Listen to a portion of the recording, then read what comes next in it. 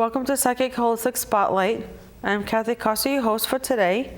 And we have a guest today, Nicole Majik. That's actually her last name, which I think is kind of cool in itself. So we're going to talk about her being an empowerment alchemist. I think I said that right. I always say that wrong. So, just how she can help other people just kind of feel the confidence and just kind of branch out. Welcome, Nicole. Thank you for having me. So what does that mean exactly, though? Did I say it right, though? Is it a little bit more than that? Well, as an empowerment alchemist, everything that I do, working with people to guide them into a space in which they're confident, courageous, in being their authentic self. Okay. Yes. Yeah, that's a big thing, though, these days, so to be authentic. Yes. Yeah. So how'd you get into doing this? Well, I used to be a chemist, and I started my own business. Wait, a chemist? Yes. Oh, okay. Ooh, we have a scientist here. So I used to be a chemist for over 16 years, but I started my business before I left chemistry back in 2008. And I started off doing aura photography, and I worked with carvers all around the world for carved crystals and things like that. Okay. And then I ended up getting into doing workshops to teach intuitive guidance, intuition, all kinds of things like that holistically. Okay. And then it ended up branching out into one-to-one coaching and group coaching. I can get over that. The fact you were a scientist before. I can get over that. Never would have guessed. So much fun. I love science. Yeah, it's very different than doing this kind of work. It is, but where I lie, it's kind of like where the science meets the spiritual, because in quantum physics, it's very much science, but it also is very much spiritual. And the deeper that you go, you see that the two can't be separated. Huh. Yeah, that's interesting in itself. That kind of blows your mind, though, right? Sometimes it does, yes.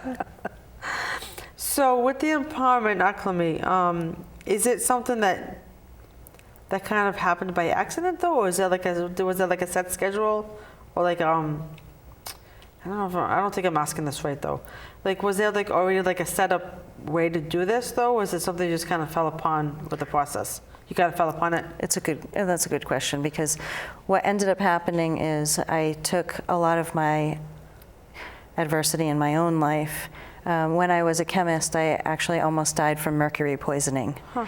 And I had started my business doing the aura photography and aura readings because I've seen auras all my life. Yeah. So that's how I kind of stepped into that holistic realm and doing healing work and that kind of thing. When it came to the empowerment side, I recognized that whenever I did an aura reading or any kind of intuitive reading, I was always looking for the blocks that people have and then giving them tools and techniques to overcome those blocks. So it wasn't just like, oh, I see all this stuff in your aura, oh, good luck with that. It was, I see this, so let's work through that, and here are some techniques that you can utilize to do so. Okay. Mm-hmm. Now, did that kind of happen kind of quickly, though, for this process for you, or did it take like months or a couple of years, or how long did it take for you to get to this point with the empowerment stuff? Well, when I started my business in 2008, like I said, I was working with the aura and intuitive readings and some workshops. And then it just kind of evolved over time based on the things that I was helping guide people through and teach people on. And the more that I got inquiries, the more that I would teach. And until it became the group coaching or one-on-one coaching and that kind of thing, I did a lot more speaking engagements, a lot more workshops, a lot more appearances at different shops all over the place. So it evolved over the course of time. And actually, 2026 is my 18th year in business. Wow. Mm-hmm. Congratulations. Thank you. So I know you had mentioned, though, you've done the aura photography, though. Do you tie anything else of your skill set that you do with the empowerment, or is it like compartmentalized?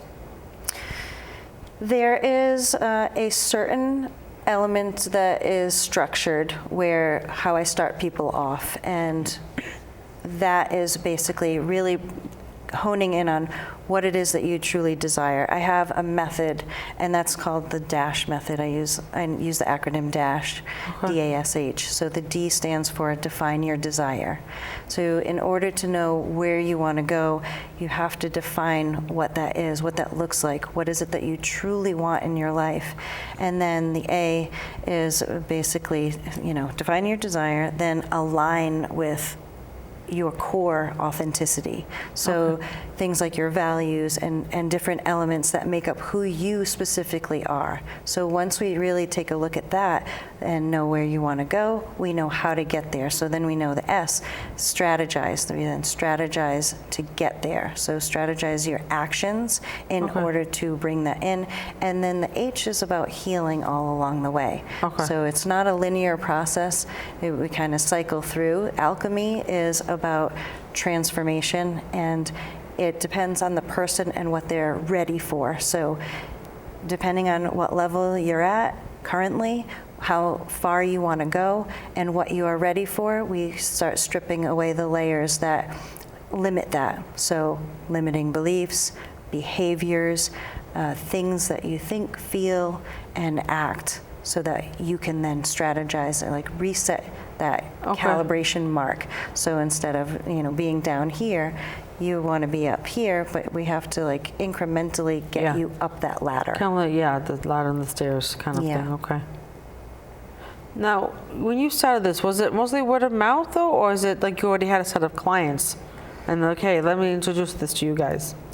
Yeah, it basically was that calling to show people what I see, because whenever somebody would find out that I could see auras, people would act a certain way or be a certain way, and I wanted to empower people to see what I see. So I would show them and then do that interpretation so that they could share in that of what I see. Okay. And that helped people to understand that it wasn't scary what I saw either. And along the way, it was just shifting and moving about what people wanted from me, because there was, bringing all the skill sets of the adversities of my own life. It came from those things that I had to overcome, and the wisdom that I got along the way through those things, of the breakthroughs that I had, of really moving through the muck of it, really.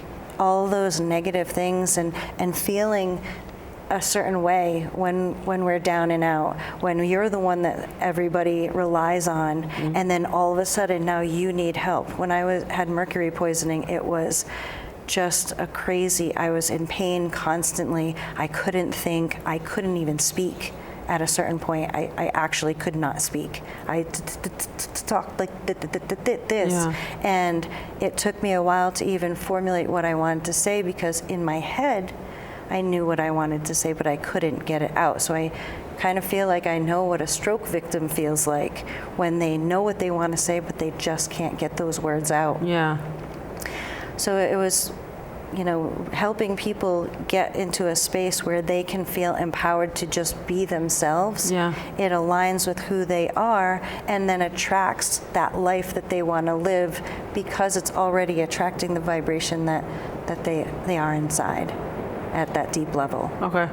Instead of the mask that everybody wears to feel love, accepted, safe and secure or empowered.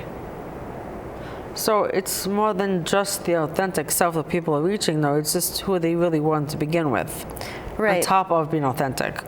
Right, because who you are deep inside, that person that you want to share with the world, but feel maybe too scared from the judgment or what people are going to do, say, or be towards you because of it.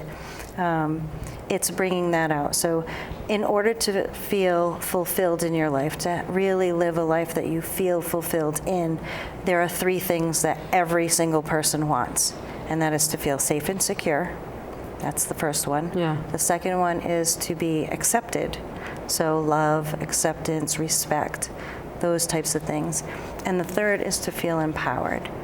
Because when we don't have those things, what we tend to do is isolate ourselves, not trust, and we put the masks on because we try to be who people want us to be instead of who we actually are. So when you step into your authentic self, you're actually stepping into that version of you that's deep down inside that you want to be but are just too afraid to be. Okay. Yeah. Huh. So does this require a lot of work from the client? Like a lot of time? I mean, what's the average? Everyone's different. Everyone is different. Okay. However, again, whatever you're ready for. So there are times when clients make real great leaps and bounds. There are times when it's a little bit more of that incremental, stepwise. Yeah. Because what it is that you're ready for is what you're unraveling, what you're uncovering. You're stripping away the stuff that doesn't serve you, and you're putting in the things that empower you, the things that elevate you, and the things that are aligned for you and your success, both in life and business. So when somebody goes through a program with me, I really hone in on what it is that they want, those core things, and then take them through the process to getting there. So a lot of times my clients think that everything's going to be so difficult because we have this thing ingrained in our brains that everything is so hard and exhausting and difficult and it's going to take forever to do. But then when they start to do the work, which doesn't feel like work, it just feels like being, because it is. And when we start stripping away some of the things that hold you back, you become more empowered, you become more motivated, your energy elevates, your health improves, your relationships improve, the money flow improves. So all these things become easy, and they realize how easy that can actually be. So that's the stuff that I hear from my clients is, oh my God, I didn't even think that that was possible. Yeah. For example, one client said, oh, well, this is my goal. Because I said, well, you haven't defined what your goal is for your business and the flow of the money, right? So we had honed in on some things on what she was best aligned to work on. And then it was, what is it that you actually want? So let's define that now. So we are peeling back layers. And as soon as she said an amount, and I went through a process with her to make sure that that was an aligned amount for her to focus on. You know, it wasn't too much and it wasn't too little. It was just right. And as soon as she proclaimed it and committed to that, she came back and she had made that goal within that 1 month. Wow. From that day. Yeah. And she came back and she was like, I didn't even realize how easy that would be. Yeah. Right? And that's how life should really feel and be, if you're aligned. It's almost like a self-fulfilling prophecy, Mm-hmm. but like the real deal of it, instead of just like thinking, oh, this is what's just going to happen. Right, it's manifesting. Yeah. Right? We're always manifesting, and it's really going into those spaces where you are truly manifesting. So understanding what manifesting actually is when you want to focus on a positive outcome. Okay. We need to slough off negative limiting beliefs and negative emotions. So I show people how to climb that ladder of that emotions to raise the vibration and stay in that higher vibration for long periods of time so that they manifest the things at those higher vibrations. Okay. Mm-hmm. Huh. Excuse me. So have you had any pushback from clients, though? Like over time you finding these things and they get afraid? Do you get any of that? Yeah, some of that. Sometimes, because when we're peeling back those layers, it is all about fears. So my clients tend to say that I hold this container that is safe for them to be vulnerable and authentic. And that is, I definitely hold this space of, you are safe here. And whether it's a group or it's one-on-one, we're always creating this container that you can say whatever you want. There's no judgment. And when we look at what arises, it's more like having a conversation and then somebody says, oh, I didn't realize that just came up, or I'll point something out. Did you realize you said this, and you said this in this way, and what does that mean? And oh, something comes up, and now it's making them remember something that came up before and instilled a limiting belief. So we explore that, and then we are allowed to release that, right? Once that person allows themselves to release that limitation, Yeah. then they become unstoppable with it. We create that space to create a new belief that actually helps them move into the direction that's aligned For them. for them, right? That's And it. everybody is very, what's good for you isn't good for the other person or Yeah. necessarily for somebody else. But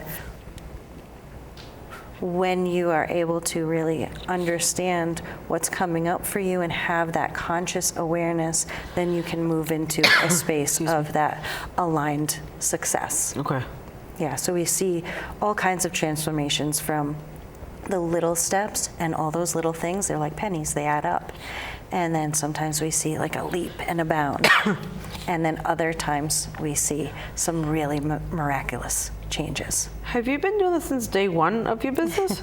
Yes. Okay, because it shows. It definitely shows. And you enjoy it too. I love it. Yeah, I can see it. Yeah, there's nothing that's more, fulfilling than seeing that light go off in somebody's eyes, that aha moment where all of a sudden everything transforms. It's beautiful. Yeah, it shows that you really do enjoy helping other people. Yeah, Absolutely. it shows. And really in this regard, though, but definitely can see that you do enjoy helping others. So I know you feel local to here, though, but do you ever offer this, is it just in person, or do you offer this through Zoom as well? I do offer it through Zoom. I Okay. actually have clients all around the world. Oh, okay, okay, yeah. So, are you teaching this though, or is that not something that you're interested in doing? Well, I take them through programs so that I train them to Okay. be able to work with themselves, right? Okay. So things that you can uncover consciously, I show you the tools and the techniques to continue to do that work. The things that we are unconscious about, that's when I step in and help them go through those so sorry. pieces. It's okay. Okay. So there's like no set amount of appointments with a particular individual, just however it takes to get them there. Right. Now, is it generally only once a month that you meet, or you meet more often as needed? So in my Dash Transformation Lab, we meet weekly. Okay. Excuse me, I don't know what's going on with me today. All right, so you meet all your clients every week? Well, Or just, different clients. Well, in the Dash Lab, yes, it's a group. It's a group container. Okay. So we do meet weekly, and then we have some other times that they can pop on in, like a productivity and accountability weekly as well. And then I do answer a Q&A that goes out. So I record the group session and I record a Q&A so that they get those. The productivity is just you pop in if you have something to do, and then it just creates a container so people can get things done. Okay. It's very encompassing of a lot. It is, because it's creating that space and keeping that high vibration going so that they can continue to maintain and also elevate. So Okay. when you're chipping away at your success, you want to continuously elevate that vibration. Now, did you ever have to turn away any clients? I have turned away Okay. clients, yes. When I speak with people to see if they're ready, if they're really not ready to do some of the work, then it's not going to work out for them if they're Yeah. not willing to move forward. Excuse me. It's cold. I'm getting over it, though. I thought it was fine, but. Send some healing energy to you. Thank you. Appreciate that. So I understand you try not to do that, though, but I know that's part of the business, though, sometimes.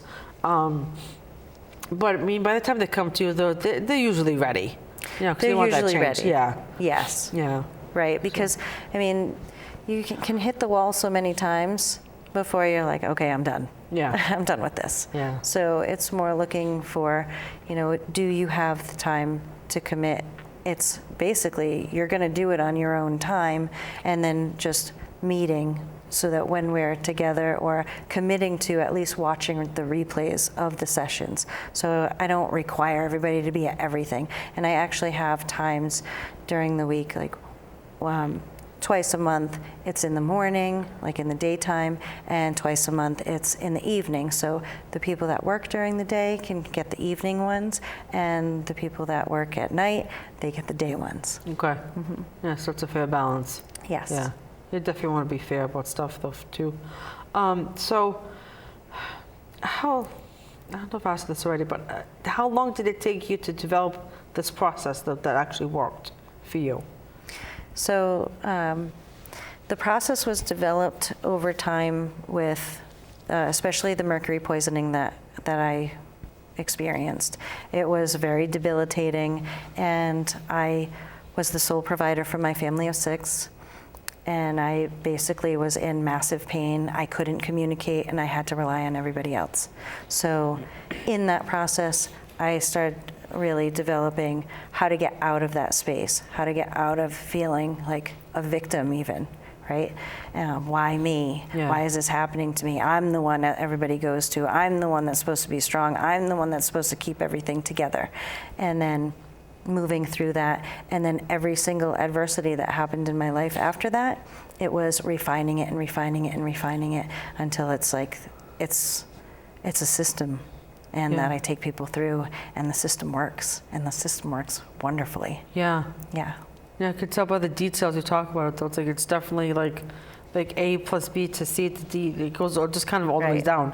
And as know? a chemist always has a formula, right? Yeah. So I do have a formula, and Yeah. the magic formula is that desire plus aligned action minus resistance equals results. Yeah. So that's what I help people do. Yeah.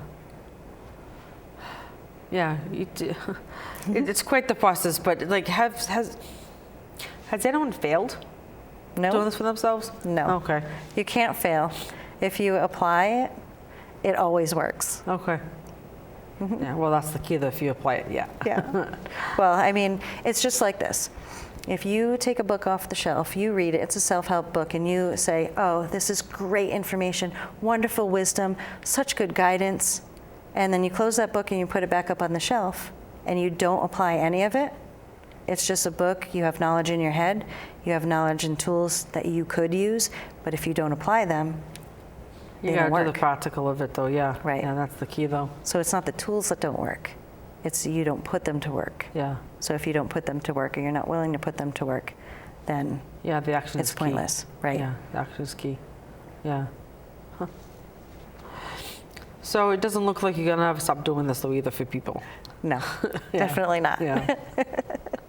Not anytime soon. Yeah, I can definitely tell as we're talking, though, you do truly enjoy helping others in this way. Yes, Yeah, I love and it. It's definitely looks like a calling for you. Yes. You know, and I'm glad it's working for you for that, though. Definitely, for sure. Yes. So, has there been any particular instance or that you find the most interesting in helping people in this regard? I don't think I put you on the spot for that, though. I think everybody's different, so it's hard to say that there's just one thing, because every single person is in a place where when you can help them see what they don't see and then help them get there, it's the same thing. My clients hear me say it all the time. A relationship is a relationship is a relationship. So it doesn't matter if your focus is on money, love, health, any of these things, relationships, communication, career, all of it.